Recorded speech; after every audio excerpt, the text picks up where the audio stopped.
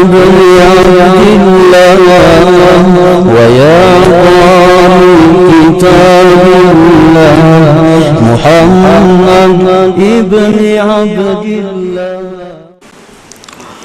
Bismillahirrahmanirrahim.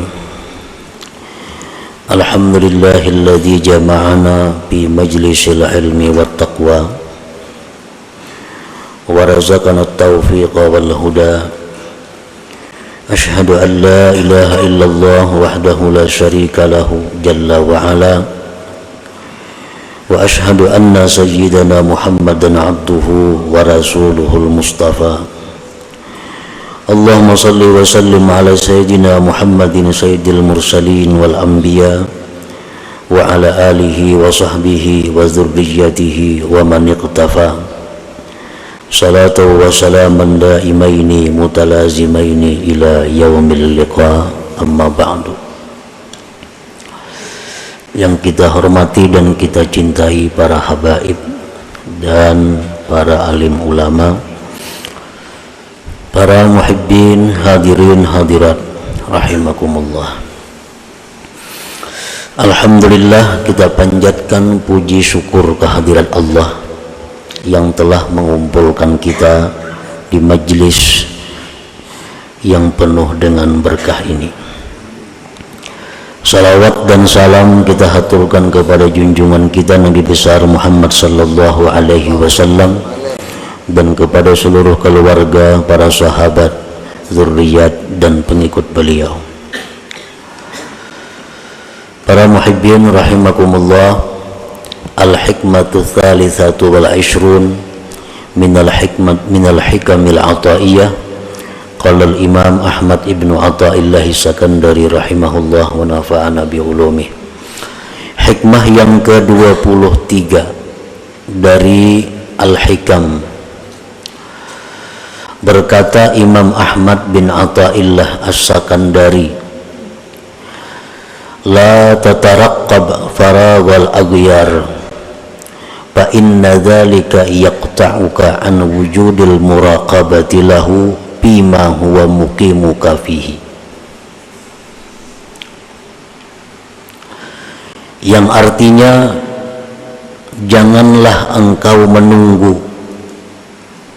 janganlah engkau menanti akan lapangnya hati dari hal-hal yang mengganggunya, yang mewaswisinya. Karena menunggu demikian itu memutuskan engkau daripada adanya muraqabah bagi Allah pada sesuatu yang Allah menempatkan engkau pada sesuatu itu. Para muhibbin rahimakumullah, maksudnya adalah idza aqamaka subhanahu wa ta'ala fi syughlin dunyawiyyin fajahid qalbaka bil muraqabah li'alla taghfula anhu wa la tantazir faraga syughlika min tilkal aghyar fayafutaka wujudul muraqabah fi tilkal hal allati aqamaka subhanahu biha. Apabila Allah subhanahu wa ta'ala menempatkan engkau pada kesibukan-kesibukan duniawi, di dalam hikmah yang telah lalu pengarang telah menjelaskan kepada kita bagaimana keadaan kita sekarang ini, apakah memang sudah itu yang ditempatkan oleh Allah atau kita disuruh berpindah dari keadaan itu.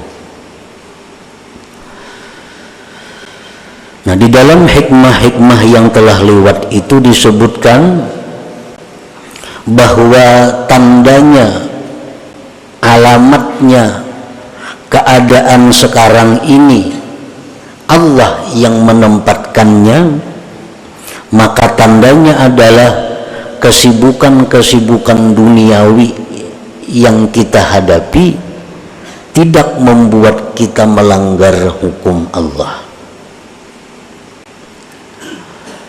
Penghasilan yang halal mencukupi untuk kehidupan. Ini tandanya bahwa Allah menempatkan kita pada keadaan itu. Nah, contohnya kita seorang pedagang. Apakah kita itu sudah sesuai jadi pedagang ini?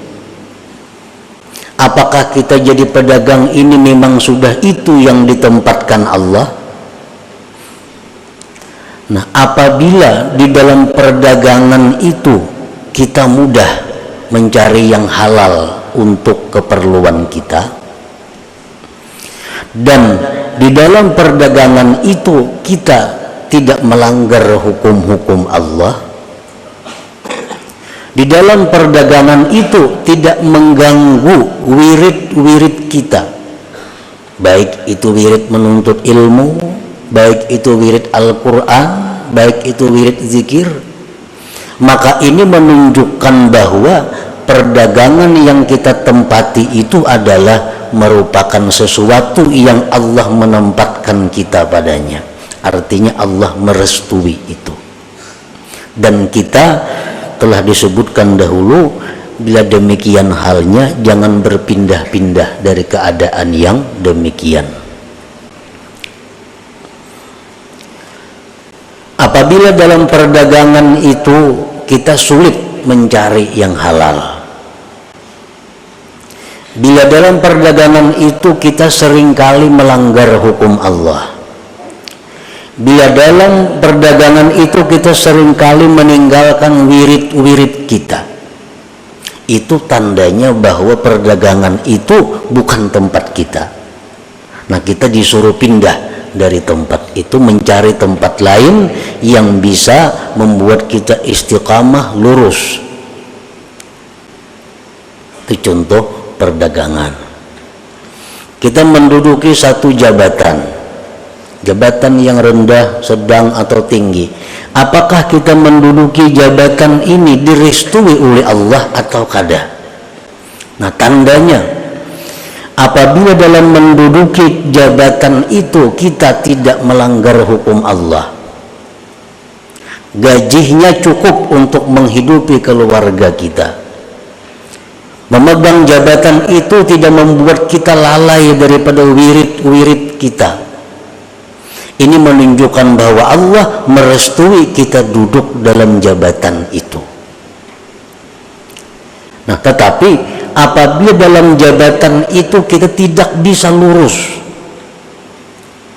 dalam jabatan itu kita mesti melanggar hukum-hukum Allah, atau dalam jabatan itu kita seringkali meninggalkan wirid-wirid kita, ini menunjukkan bahwa Allah tidak merestui kita duduk dalam jabatan itu dan diperintahkan untuk pindah cari pekerjaan yang tidak membuat kita lalai demikian.